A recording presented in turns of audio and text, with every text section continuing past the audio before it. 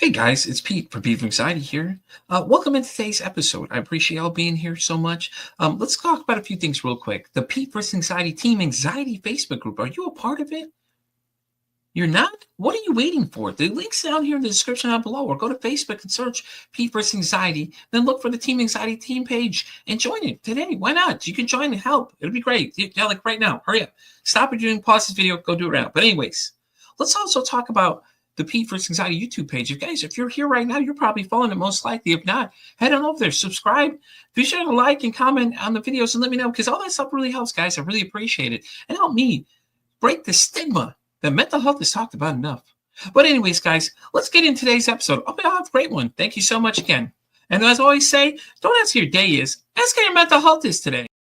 Guys, welcome to an exciting episode of Pete vs. Anxiety here on the Oracle Talk Radio Network. My guest today is a 30-year specializing in hospice and end-of-life care. She's also the author of the Self-Care Isn't Selfish book, the Compassionate Nurse Step-by-Step Guide to Stress Relief. She's also the host of the Becoming Your Best podcast. She's the one, the only Jenny Lytle, right? Is that how you say it? Lytle. Jenny Lytle. I know it's gonna mess it up too. That's all right. So Jenny, why don't you tell me a little bit more about yourself? Sure. Well, like you said, I've been a nurse for 30 years. Almost 20 of that's been in hospice now, and yeah. I'm a mom. We've got 6 boys together, and we've got grandbabies, and I've been married to my husband for 27 years. And yeah, I live here in Indiana. I love so many aspects of nursing, but then there's, a lot of things that I don't like. And so what I really like is the interpersonal parts. And so that's why coaching and being able to, do things like a podcast and things like that, that really helps me to express myself in that way and be able to connect with people in a different way than I am in a lot of my regular nursing roles. Yeah. And since we're talking about mental health, I'm actually getting ready to start just a very part-time position again at a local inpatient psych unit where I worked for a little while. So, because that's something that is kind of near and dear to my heart too. Mental health, substance use treatment, those type things, because there's too much stigma around it. Yeah, no, I agree. It's crazy, especially for nurses alone though. The things you guys deal with on a daily basis, holy crap, man. COVID had to be horrible for all of you guys, man, because you guys are working all those crazy hours. You didn't know anything of what's going on, so then you're all stressing about that. And then you're pretty much geared up like you're going into a radioactive site or something, because we didn't know what it was. We just knew it was taking people out at an alarming rate, and Right. and you guys do a lot more than people realize, like the crazy hours you work and things like that too. It just you could watch all these TV shows that show it, but man, once you're in the trenches, it's a whole nother ball game. Well, and so when it comes to COVID, I was one of the ones that was like the least impacted in terms of what I had to do differently. And part of that was because I had so I worked in hospice, I worked on call at that time. So I just, went and saw patients when they were having issues, but I had also been going through some stuff with a torn rotator cuff for about a year. And so when things opened back up, I had surgery. So I was actually out of commission for several of those COVID months. But, when I see the way that things were for so many people, I had talked to my husband when it all first started. I was like, what if I went to New York? What if I went to, and he was like, but I did end up going and doing some travel nursing later, and worked at an inpatient hospice where we still had, a little bit of COVID stuff, but I was not in the thick of of the really bad part of that. And I know that so many people who really are struggling with some PTSD from that. And I just, what I've seen, I can only imagine how that really impacts mental health.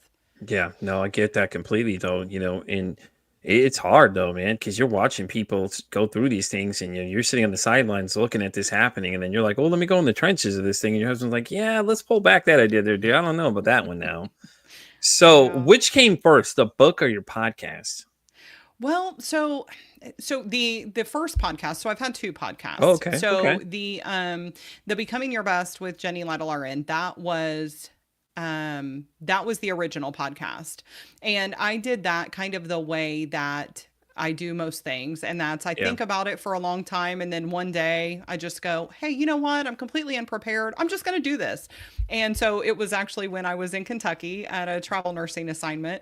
And I was sitting there at my Airbnb that day. And I thought, you know what? I've been like thinking about this and waiting on it. And why don't I just do it? And I thought, I have no That's idea the how to same do thing a I did too podcast. when I did my first one as well. I was just like, yeah, I'm just gonna go for it. What the hell, man? And Right. it was crazy because people are just listening to me tell these wild ass stories that I had about being in retail and all these other things and dealing with people in general. And it was crazy the response I got. I think in the first like month. Well, what is it? Season two, the first month we got like almost 735 downloads right in the first month, right off the bat. It was just crazy. We're watching the number just skyrocket. Like we're looking at it the other day, it was like 200.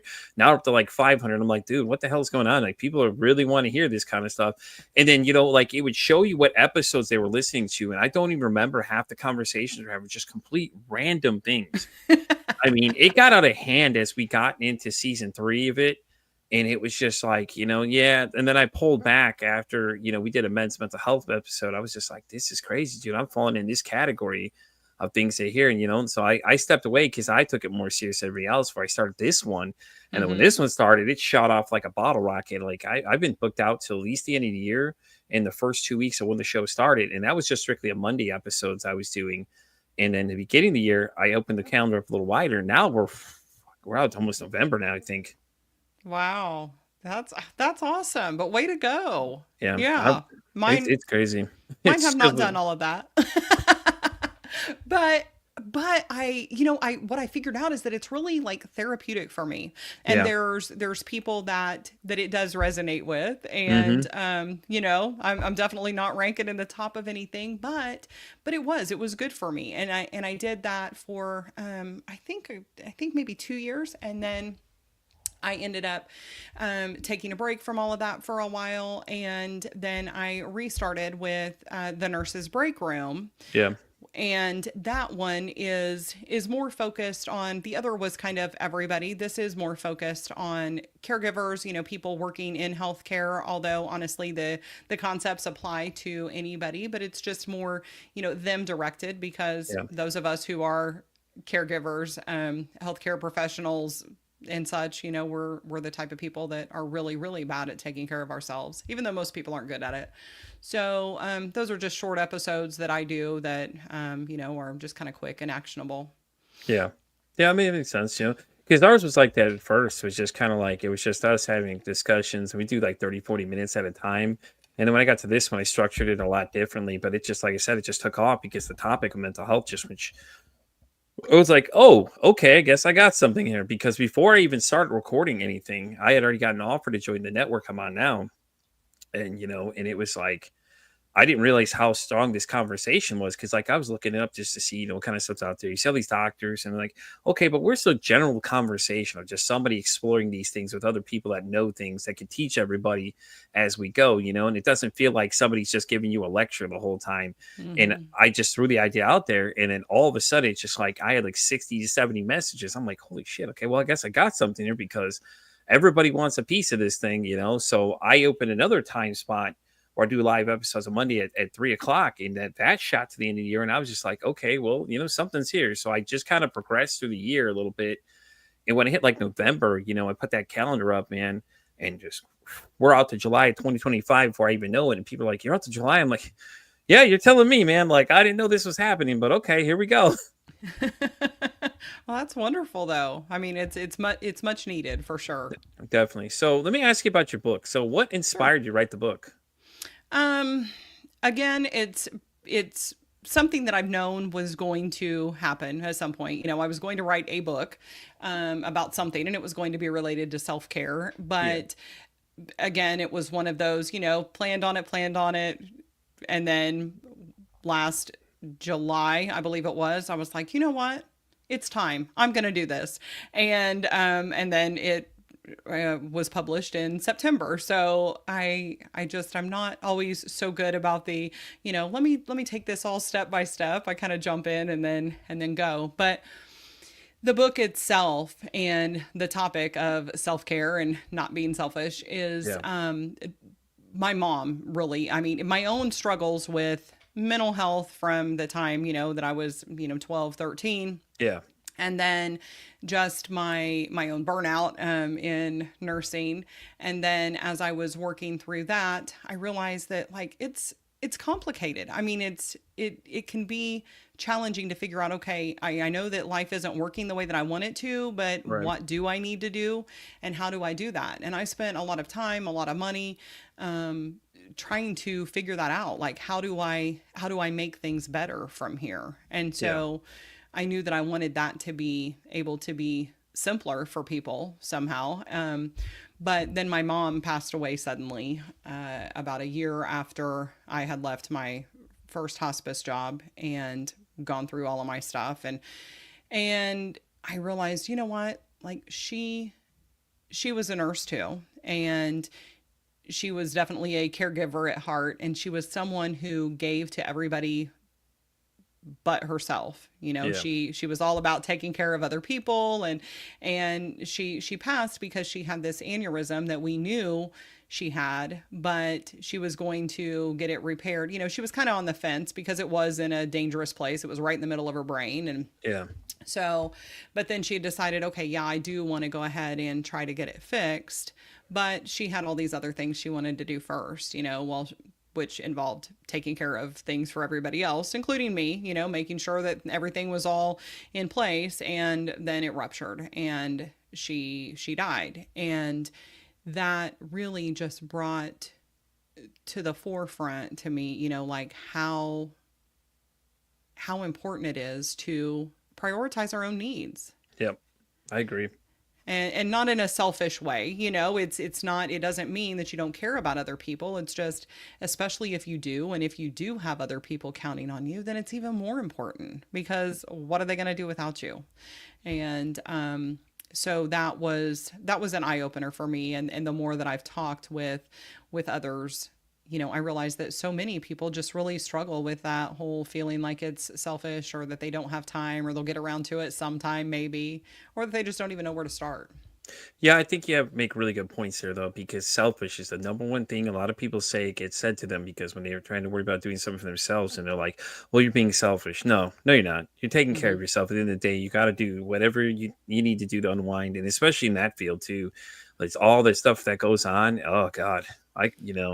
The crazy hours you guys worked and, long days sometimes you have. It's just, and my brother, he works as a psychiatric nurse, too. And he's told me some crazy stories, and stuff like that as well. I can only imagine what that dude has to deal with on a daily basis.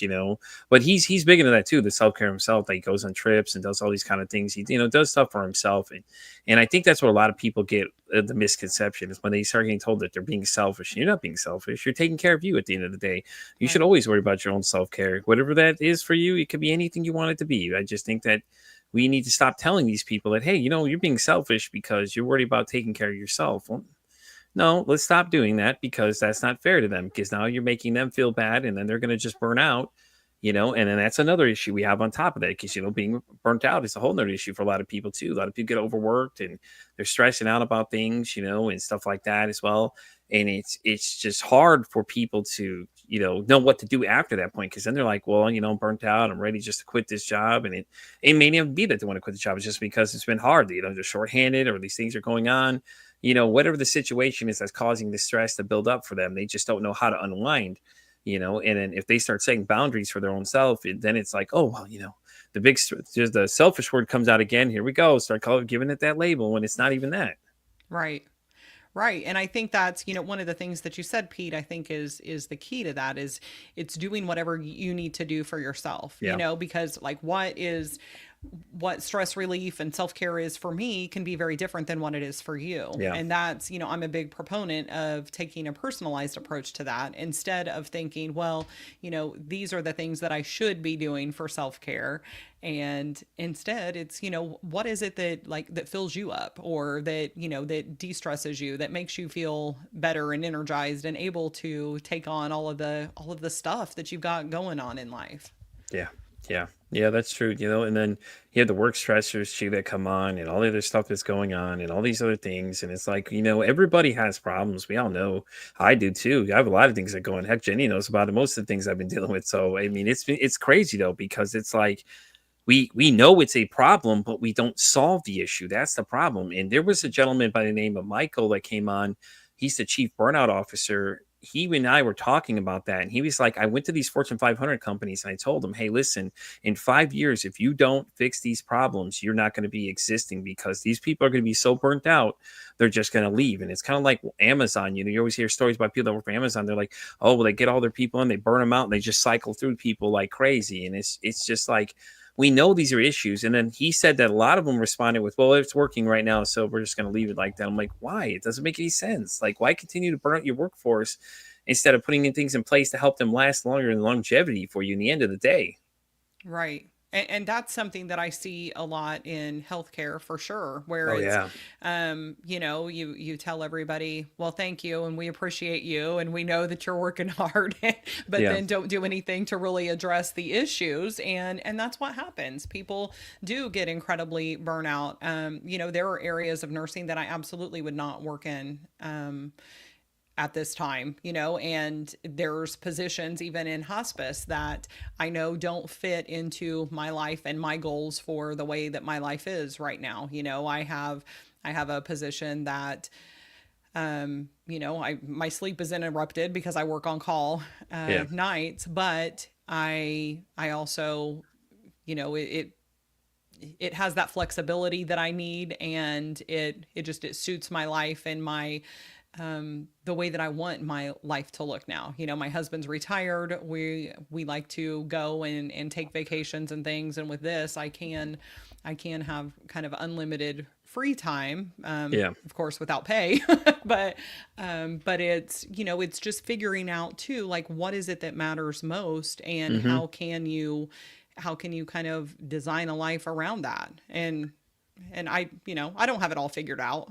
Yeah. I wish I did, but Right. but I have learned a lot, and there's a lot of things when I feel myself start getting back into that, feeling overwhelmed, feeling stressed out, and heading toward burnout again, then I know more quickly how to turn that around, and how to help other people do that too, because it Yeah. can feel very scary and alone and daunting when you feel like you have all of these things going on and you just don't see a way out. Yeah, yeah, and it's just it's way too common nowadays, man. Everybody's just stressed out about everything. It doesn't matter what you're doing, especially Mm-hmm. nurses and things too. When it came to the whole COVID situation, everybody's just stressed out trying to figure out like what to do and all these other things, and everybody's freaking out about trying not to catch it. And it's like, because we just start blowing this thing out of proportion, and then you start getting all this misinformation online, so nobody knows what to believe anymore. They go WebMDing themselves, and God, please stop doing that. It's just like I don't know, man. The internet scares me at times because it's like they put so much misinformation out there, and then it's like people start buying into some of these things. I'm like, listen to some of these conspiracy theories y'all are listening to that make no sense. But you all have this mob mentality of like, well, we're so scared, we're gonna believe whatever this guy is telling us to do. Oh God, no, we're gonna do, and it's crazy though, and especially when it comes to the medical field too, because you have all these people that think they're a doctor, and it's like when you sit there and listen to them, it's like your first question you probably should start asking is, what are your credentials for you giving me advice on what I'm supposed to be doing? Mm-hmm. Because I was watching something before I jumped in this interview with you about the girl that had swallowed the orange peels whole with the cinnamon and the cayenne pepper on it, because she said some health influencer told her that's what she needed to do, and I was like, what? Like, Wow. what kind of logic is that? Like, you're not researching what you're doing, and then you're doing it. And she's like, and she goes, I realized at that moment when they came in and asked me what I ate, the doctor looked at me and she goes, well, I just realized that, I fucked up basically. I'm like, yeah, you did that. All right. Shit.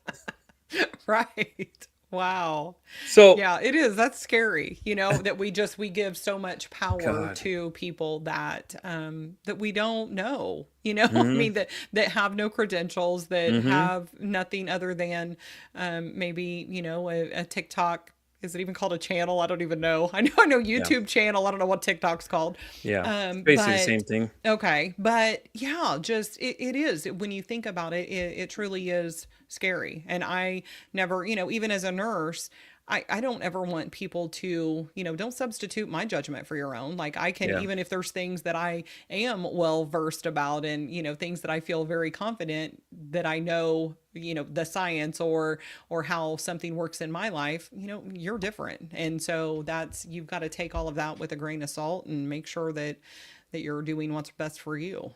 Yeah, no, I agree. I agree, especially because your mental health. Because, when you get burnt out and everything like that, all these things will start showing up. Like, when COVID hit, it caused a lot of people to realize they had a lot more issues than they realized. And when they started Mhm. pushing it to the forefront, a lot of people were shocked because when you're isolated, it's a whole nother ball game. Mm, Like they started realizing all these issues started coming out, and it's like, everybody hears all these words, but then they're like, oh well, and then they want to give you advice. It's my favorite thing too. It's like, these people that want to give you advice that don't deal with these situations or have no idea what they're talking about. It's like, oh, when you're depressed, just cheer up.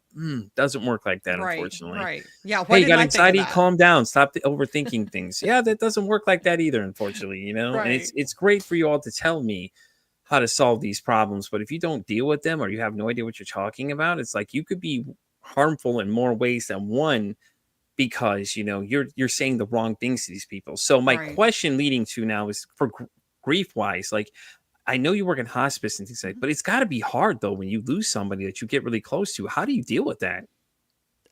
Yes, it is. So, well, there's a few different ways that, there's, so like I said, I've been doing this a long time, Yeah, and there are people that I've gotten very close to, probably too close to, but yeah, it's hard not to in hospice. I mean, yes, we want to have professional boundaries and all of that, but when you're in somebody's home, when you're in somebody's space with their family, you've got like all of their family stuff going on, the cats, the dogs, the all of that, and you're seeing them in their worst time. yeah, And you bond with them differently than you would somebody in the ER or in a hmm, doctor's office. It's just different. And yeah, so yeah. It's more of a personal setting, if it anything, though. is. It is. And especially for people who are, some people are so private and, Hmm. they really, I mean, they're so uncomfortable with the thought of, anybody like even knowing their personal business, much less being right in the middle of it. And Yeah, so, that's a privilege that I've never taken lightly. I mean, yeah, I think it's an honor to be able to come alongside people in their private space and be with them during these times. So yes, I've gotten very close to a lot of my patients and families, and I wouldn't want it any other way, honestly. yeah, Is that hard? Absolutely. There have been many families and patients that I've cried with and I've been frustrated with, and I my goal has always been, because there's been a few that I've been like really, really bonded with. And I thought, okay, I'm fine with crying with families. I would want, like, if it was my husband or, yeah, my child, somebody close to me, like, I want to know that the people who are caring for us actually care for yeah, us. But my big thing was, please, please, please don't let them have to console me. Like, don't let me be so torn up that they're going, it's gonna be okay, Jenny. And thankfully that's never happened. yeah. But okay, I do have a side story about that here in just a moment. But Okay. so I I really think that one of the things that has helped is, part of it is we're so busy most of the time that Yeah, you do kind of have to move on to the next one. But going to funerals, that's something that's helpful for me if I could fit it in. If I had regular patients, and being able to go to their funeral, hear more about their life, sit there and be able to celebrate them and remember them, but also at a funeral, like everybody's crying, so it's okay, and it was a way to kind of let myself have that release. Yeah. And there were other times when it was just in my car and I was, crying and going through that. And we also did uh, regular memorial services for all of our patients and families, like twice a Yeah. year to have that time there. But we had time during our interdisciplinary team meetings too, where we would, talk about them and celebrate them, and during our staff meeting. So in those ways, we were able to kind of release some of that grief, have some, share some memories with them. But yes, it's hard, and that's why it's so important to figure out ways to disconnect from work. And I did not do that well in my first Yeah. several years in hospice.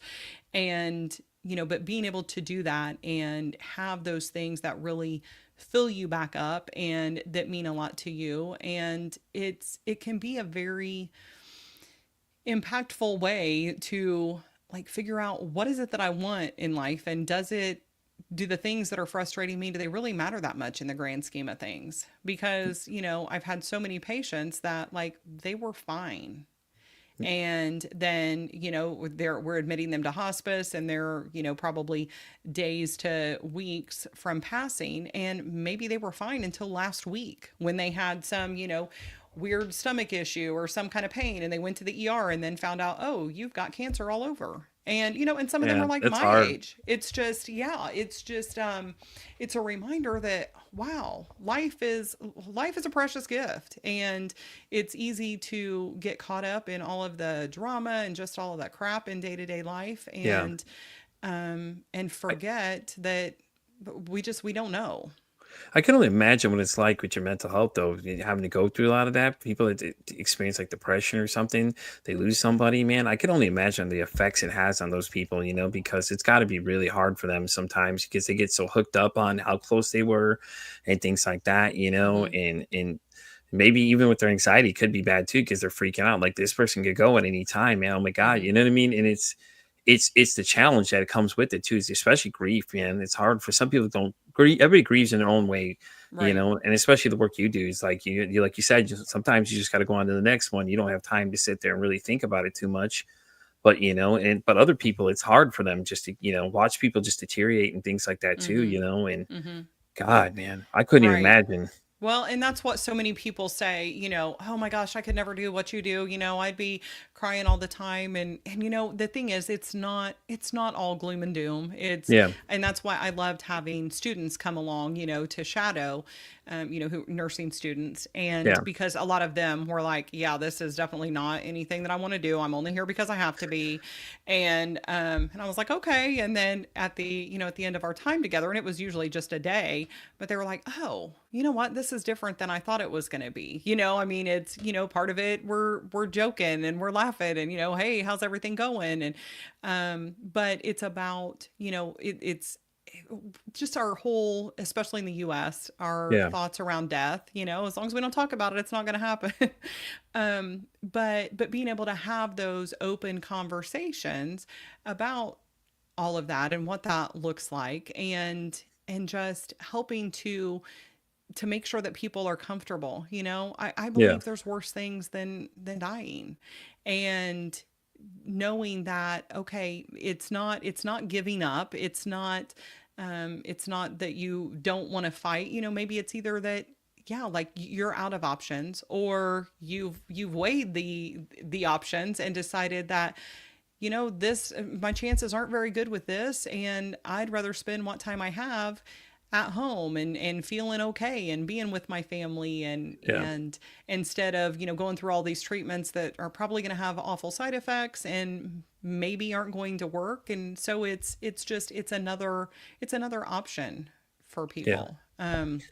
No, I Yeah. agree. I agree. It's just rough, because Hmm. like some people just can't accept that, and especially when you talk about death, a lot of times people Hmm. freak out, man. Especially Right. especially when you bring up like suicide ideation, dude. You watch these people freak out like Mm-hmm. Godzilla's coming to crush Tokyo, man. They're just like going crazy, and I Hmm. think it's more because they're afraid of having the conversation. Because if somebody comes to them and starts telling them these thoughts, it's like, what do I do next? And I think that's what happens to a lot of people. They start panicking because they're like, oh shit, this person's telling me these things or they're having these thoughts. And like, a lot of them, people just like don't even want to talk about it. Like, oh, I don't even listen. Da, da, da. And and the scary part is that listening is probably the best thing you could do for that person. You don't have to be an expert, but hear them out, listen to what they're saying. Like, let them know that at least you acknowledge the fact that they're saying these things to you.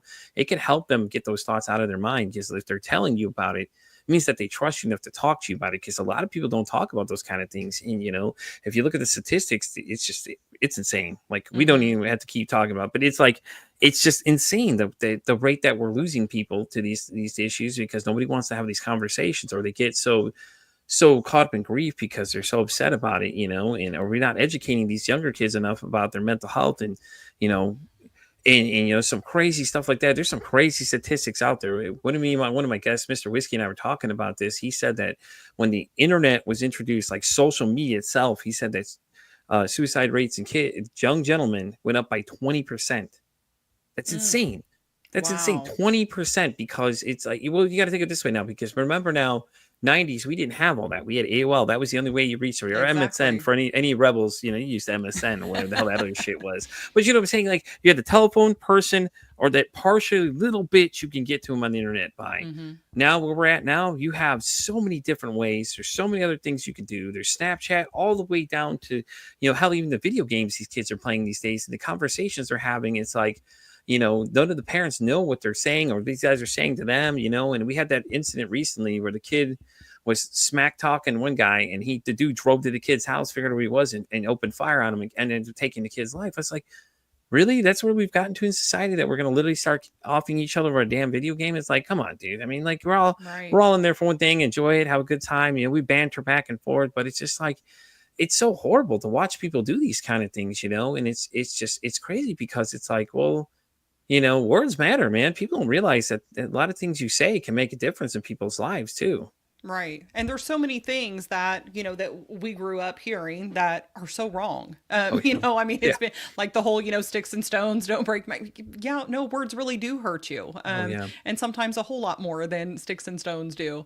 yeah, But also, back to the suicide that you were talking about, that suicidal ideation. And, you know, I was always taught that, well, you don't want to ask somebody about that, because if you yeah, do, then that's going to put that thought in their head. And, yeah. since then that's been proven that's completely incorrect. Like you said, Right. people need to be heard, and asking the question and having those conversations can save lives. I mean, just when somebody is, when you can tell that something's not going right, or, the things that they're saying, maybe they're kind of dancing around it, and you're Yeah. thinking, is this kind of what he's talking about, and just, just being able to say, hey, Pete, look, I mean, you kind of said these things, are you thinking Exactly. about hurting yourself?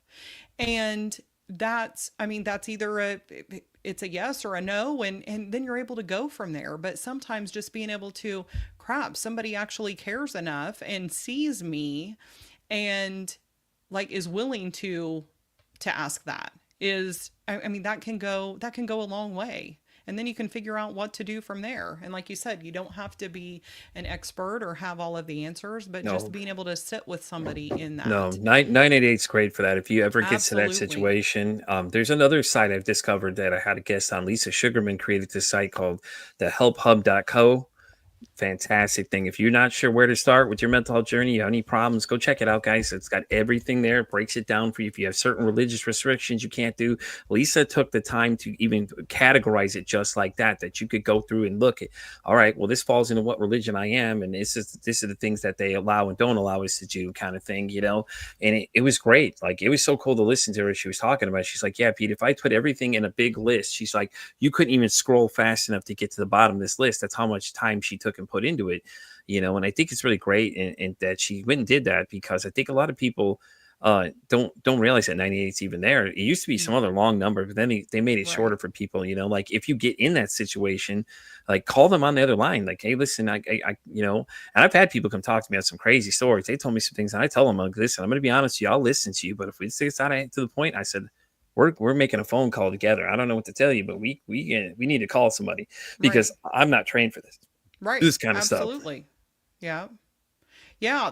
And you said that's the healthhub.co. Healthhub.co. Yep. Okay. Well, awesome. I had not heard of that. So Yeah, I I wrote didn't that either down. until Thank you. recently, until I did an interview with Lisa Sugarman like 2 weeks ago. Me and her were Uh-huh. talking about it, and she was telling me like she went through extensive research to put all this stuff in there, and it's all right there for people to send them through.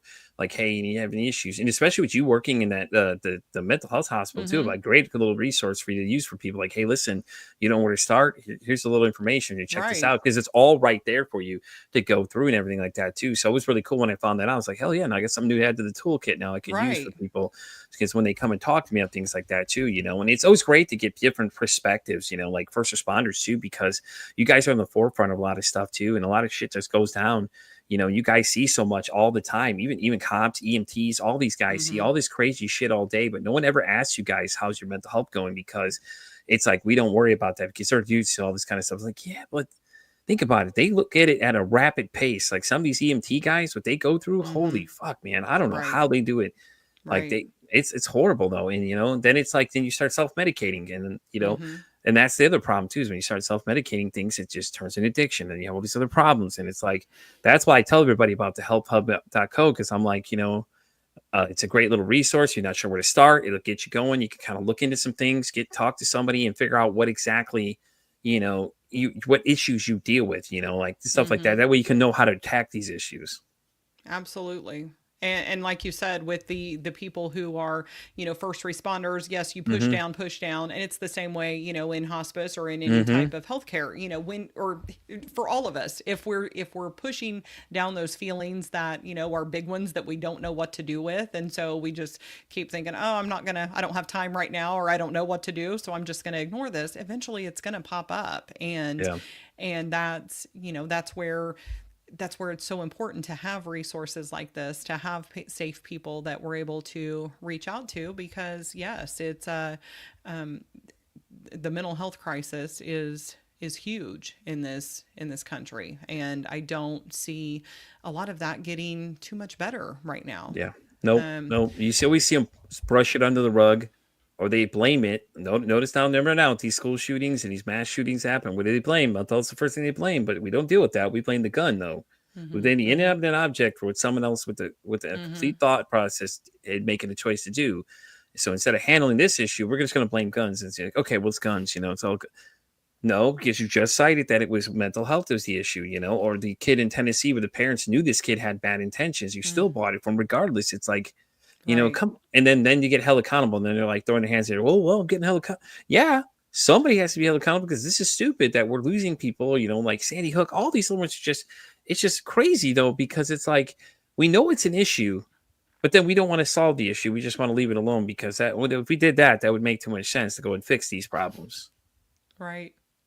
It's Right. just horrible. It really is. It just It makes no is. sense because it's like it's a problem, you sweep it under the rug, and then you want to keep blaming it. It's like your sister. You want to keep blaming your sister, and then it doesn't. Mom's gonna be like, okay, yeah, whatever, whatever, and that's what it's like. It's like they're like, whatever, but then you blame the gun. Oh God, everybody's freaking out because the gun. Now we're Mm-hmm. blaming it, but it had no thought process in doing this whole thing, And I'm just like, y'all make no sense, man. It just don't make sense to me.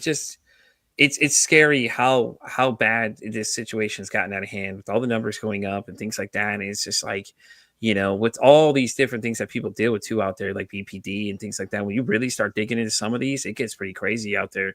Like PTSD. It Mm-hmm. used to be called shell shock because everybody thought it was the military at first, and then you go and you find out now they're trying to call it PTI. I think they said post traumatic injury is what I believe we were talking about. They were talking about that. So they're going to change the language of it too to that as well, and it's like, all these people experience these things because, post traumatic stress is, the way they were classifying is different versus PTI was like, it's like an injury because, so a lot of people don't realize they have post traumatic stress or any of that kind of stuff and not realize that some of the traumas they went through as kids that cause a lot of the problems now they Mm-hmm. have. And a lot of the root issues are all there too. Mm-hmm. So Listen, I wanted to ask you a question. You said when you were 12, you had mental issues. You mind me asking you what they were? Sure. So I went through some depression and some suicidal ideation. Okay. I was in a situation when I was younger, when I was in fourth grade, where I Okay. was touched inappropriately, Okay. and comparatively pretty mild, Yeah. and that's one of those things too. I feel like it's easy to, I feel like I well, just need to say this really quick. It's not yes, mild in any way sense. It happened. it I did. just want to make sure you know that I Yeah. don't feel like it's a minor thing. I feel like it's a very important thing. But you go ahead and continue. Thank Sorry. you. And and thank you for that, Pete. And I don't know that it's one of those things, I guess, because there are so many horrific things that happen to people, Yeah. And when I think about how it was with me, it was a one-time thing. It was Yeah. brief, And so I guess I feel a little guilty about that. I mean, just to be honest, Yeah. it's um but yes, I know, regardless, yes, I know it was wrong, but I do feel that like that need to have that little qualifier there, Yeah. like there's so many other people who have gone through so much worse. And that is one thing that I think about because I know, like I said, it was one time, it wasn't anything Yeah. horrific, but it messed with me. Yeah. And it really, it impacted me in lots of ways that I probably don't even understand. But, looking back, I think, wow, was that what then led to this and this and this? But I did end up having some suicidal thoughts and a attempt that was not I don't know if it was really an attempt or not. Yeah. I took 4 ibuprofen. I felt like that was too many, but in reality, no, I didn't want Yeah. to die, but I didn't want to feel the way I felt Yeah. anymore. And then I had gone through some bullying. There was a group of girls that decided that they hated me. It was over, part of it was over a boy. And I still really don't know why. And then I walk into therapy, into my my group therapy, and I'm like, oh, and there's one of them right there. And Oh no. yeah, Oh and no. I know it was that Did was you fun. mention that when you were in therapy and then pointed her out or anything like Yeah, that? when Or we were there in our oh group, no. it was like, oh yeah, so yeah, we kind of know each other, and she said, and I remember the therapist saying something about, well, well, how do you guys know each other? And I was like, well, she hates me, and Yeah. she Yeah. said, well, well, how do you feel about Jen? And she goes, well, she's just stuck up. And I was like, what? I'm stuck up. She goes, yeah, you think you're better than everybody. And I'm like, I think I'm better than everybody. I'm just trying to get you to leave me alone. Right. So Only if you knew what really had the events and things I've been dealing with in my own head right now. Yeah, that's not yes. that's funny because like I got bullied too when I was a kid. Like I was in high school, I got picked on because I was a little different than everybody. And then they went around telling people. Now I'm gonna tell you something I've never told anybody else, but they literally were telling people I had a hit list in my locker. So it went around school and things like that. And then like I kept getting weird looks and I didn't know that's what they were talking about. And it was Wow. just like, I didn't realize what it was until someone started finally saying something. So they called me in the office to talk to me about it. Like, oh yeah, we heard you had this hit list. So they called my dad. And if I remember right how he responded, he goes, yeah. He goes, you were calling you because your son is, it goes like, do you got any proof? No, then what the hell are you calling bothering me for? And I was like, what? It was so because I always spent a lot Wow. of time as a kid by myself because my mom abandoned me when I was 10, Mm. and it's something I still kind of deal with now. But I ever since then it's just been a rocky relationship, and I spent a lot of time by myself though, like when I was a kid, because I stayed with my dad and my brother and my sister stayed with my mom, and I was the type of person where I didn't like her kind of control that she did and things like that too. So I was always awkward because I was always angry, never could figure out why I was so angry about things. And it took me all the way up till I was almost like 38 to start even looking at my own problems, even though I knew I had all these issues, and things like that. But that's what happened to me. I got bullied really bad. And it Mm. was just like, and it was all because, I don't even remember what got said in the conversation. It was something got said between the two of us, but it was like, it was hard because it was like people started looking at you like you're the kid with the hit list in your locker, man. And then you start the perspective of things is just like, It's like, oh God, man. It's like these people think I'm gonna try and do something, and especially this was like after, Columbine and everything, all these other things started happening, and we remember all how horrific Columbine was. And I actually interviewed somebody that was actually in the library. And I didn't know this before I interviewed her, how deep in the situation was, but she was about maybe 6 feet away from one of the shooters, said she could see the whites of the guy's eyes. So she's close enough she could see him, Mm. kind of thing. And it was just like, you got that going on. And that was on a magnified scale, how big that was, and it started coming out. And then it's like you start getting weird looks, and the only reason I didn't get expelled, the only reason I didn't get expelled is because I was in a special education. I think that's like, okay, so since I'm classified as special education, you can't expel somebody for anything at all, and it was like, like one of these kids would pick on me and I defended myself. And then that was an interesting phone call with my dad. He goes, yeah. He goes, what now? He goes, well, your son got into a fight on the bus or something. He goes, okay, so what happened? He said, these kids were picking on him and he defended himself. So he defended himself? Yeah, because then what the fuck are you calling me again? So I did get expelled, but I had to come back and, do my finals like the end of the year or whatever. They did too. So, and he was just like so mad, but he's like, when I got in the car, he was just like, I'm not mad at you. I hope you know right now, I'm not mad at you. You did what you're supposed to. These guys were picking on you and you defended yourself, and there's nothing wrong with standing up for yourself because, it's like, you did exactly what you're supposed to do. And it's just like, it was just so horrific to me. Yeah. Because it's like, what did I do that you had to pick on me? When I've never interacted with your circle of people, we had all our own groups of people we circulated with and things like that. I was with all the misfit type people, and all that kind of oddity type people, so we all hung out all together and I left everybody alone. And then all of a sudden, it's this one person just finds a reason to pick on you and just starts going bullying you and doing all these things, you not realizing the outcome of it is, that you start messing with their heads and things like that too, Right. And it was rough for a while because like I just like after that it's just like you had people giving you weird looks in the hallways and they're whispering things about you. And I went into a small school, so you're thinking like there's 312 kids in my graduating class. There weren't that many kids there that this was going on like wildfire, and then I didn't know about it at first until somebody started asking me about it. This one guy that was like, we had this weird lockers, they stacked up like this, one person's was here, yours was here, and then your real skinny one was right below. So like the guy that was right there near me, he was asking me about it. It's like, hey man, do you hear this thing that's going on? People are saying that you got a hit list in your locker or something. I'm like, what are you talking about, dude? I was like, open the thing. I'm like, what do you mean? Look, there's nothing fucking in here, dude. And it was just like, all because, they thought it was funny, and it's just horrible, man. It's like, I don't know why we had to do these things. Other kids, like, pick on them because they're different. And it's like, it's cool to make jokes, but like sometimes those jokes really don't, they hurt more people's feelings than you realize, and it does a lot more damage to people than you realize it does. Absolutely. Wow. Well, I mean, thank you for sharing that. But Yeah, I don't share a lot, so that's a gem right there for people because a lot of Yeah. people ask about myself, and it's getting a little easier to talk about my past and things like that too.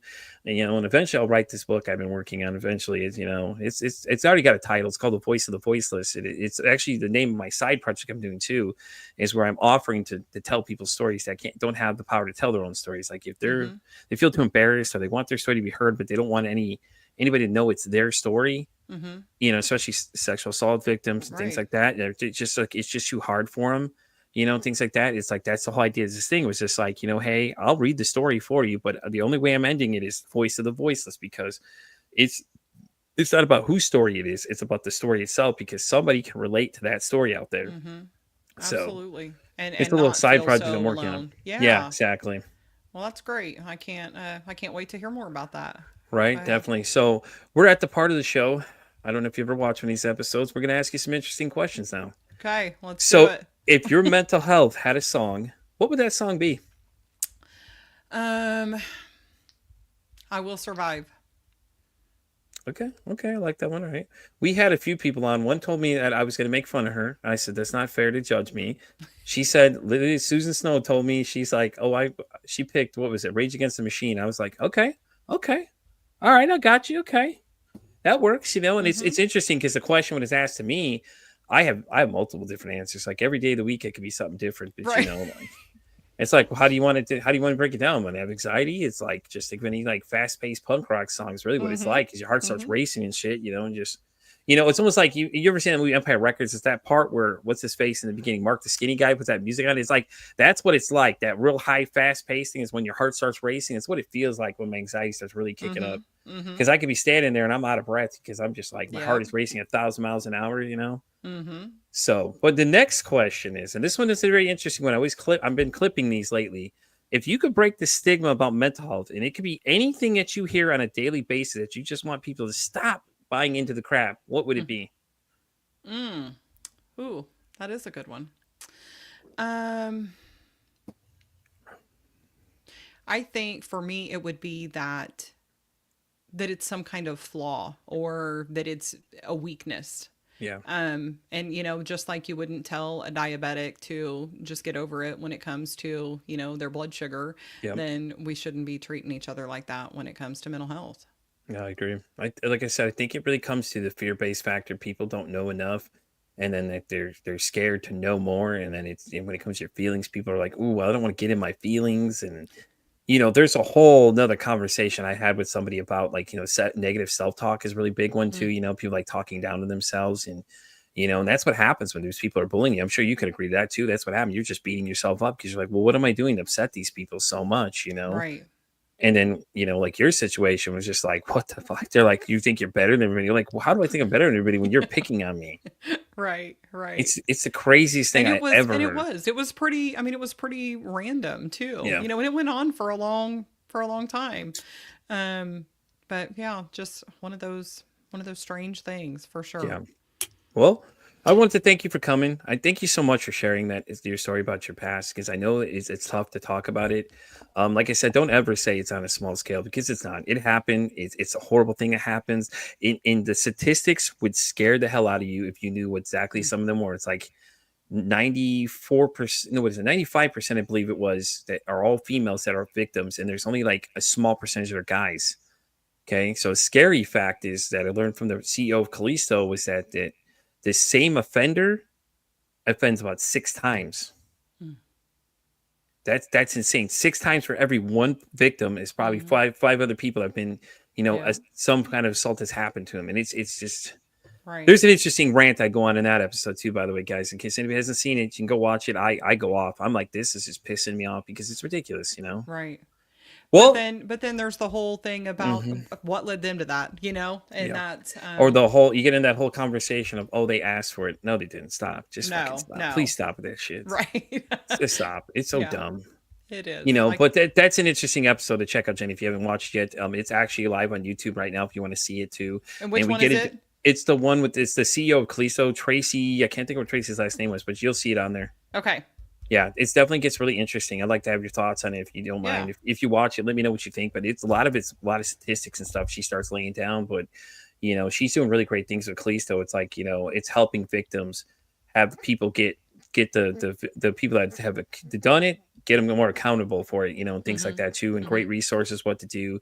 And it's just we go into a deep conversation about how it's happening at college campuses all the time, and it's like these problems are happening, but you're not doing anything about this problem either. And it's like.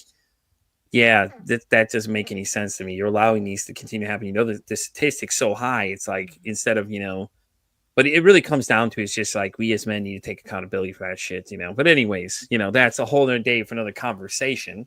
But Jenny, thank you so much for coming. Are you still doing your current podcast? Thank you. Yes, I am. Yes, I am. Where can everybody find it? Are you on everything? Yes, it is the Nurses Break Room with Jenny Lytle RN. There we go. Awesome. And Jenny, if everybody wanted to reach out to you, what's the best way to get a hold of you? Probably by just going to my website. It's Jenny Lytle RN. No, it's not. It's jennylytle.com. And, or you can, feel free to reach out to me on social media. I'm not everywhere. I'm primarily on Facebook, LinkedIn. Yeah. I am on Instagram as well, but yeah, they can go and get a free digital copy of my book on my website. I've also got some other free resources, and there's links to my podcast and all that on there. Awesome. Well, Jenny, thank you again for coming. I appreciate you sharing with us everything that you decided to talk to us about. It was real great having you. And as I always say, I'm Pete for Society. Basically, I'm on everything. I'm like Jenny, she's not there. I'm everywhere. Okay. X all the way down to TikTok. I'm on Spotify, all the way down to iHeartRadio. And as I always say, it costs nothing. Ask me to be kind to somebody. One kind act you could do to save somebody's life, or hell, you can make their day. I'm Pete for Anxiety signing out saying, hey, don't ask your day is today. Say, hey, how's your mental health today?